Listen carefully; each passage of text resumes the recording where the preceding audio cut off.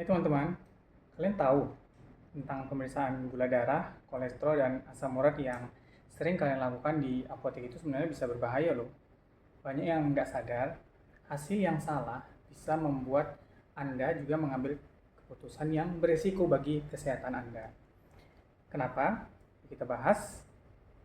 Halo semuanya, saya dengan Dr. Arif, dokter spesialis di laboratorium. Hari ini saya mau bicara tentang pemeriksaan kadar gula darah, kolesterol, dan asam urat yang sering dilakukan di apotik menggunakan alat cek strip test atau sering disebut dengan POCT, Point of Care Testing. Jadi alat yang pakai stick-stick itu, yang kecil-kecil itu ya.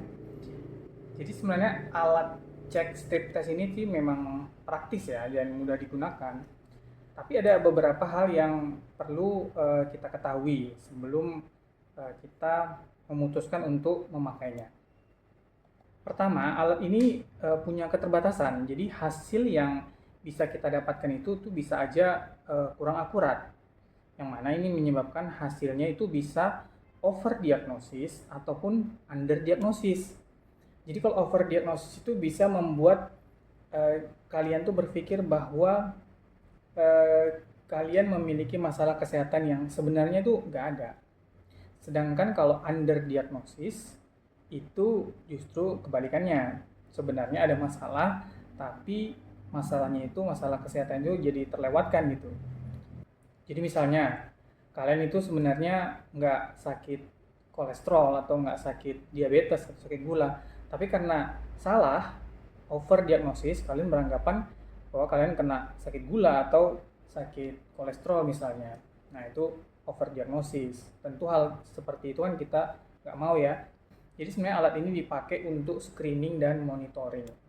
Jadi screening ini untuk tes penyaring lah seperti itu ya. Misalnya yang butuh cepat, misalnya pasien datang ke instalasi gawat darurat.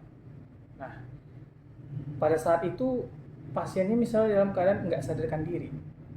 Tentu di situ kita mau tahu nih, apakah ada penyebab misalnya kadar gulanya terlalu tinggi atau terlalu rendah, yang mana itu bisa buat pasiennya itu nggak sadar. Nah itu kan kita butuh cepat. Jadi kalau pakai pemeriksaan yang dari lab besar itu tentu akan makan waktu. Nah kita di situ butuhnya cepat gitu. Kemudian itu untuk screening. Yang kedua untuk monitoring sebenarnya.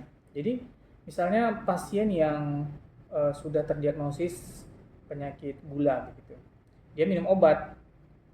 Tentu obat itu diharapkan ada efeknya, misalnya menurunkan kadar gula darahnya.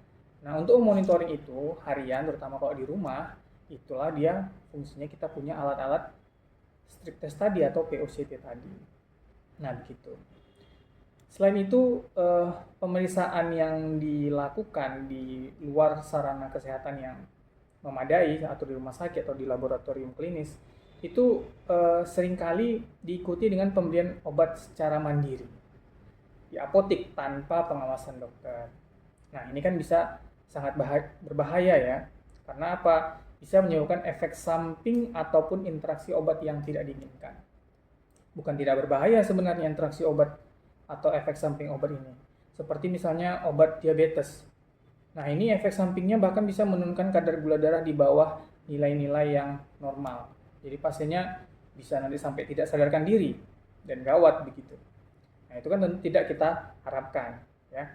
Jadi pemeriksaan strip test atau POCT sendiri sebaiknya dilakukan sebagai pemeriksaan awal atau screening tadi seperti kita jelaskan, dan hanya monitoring.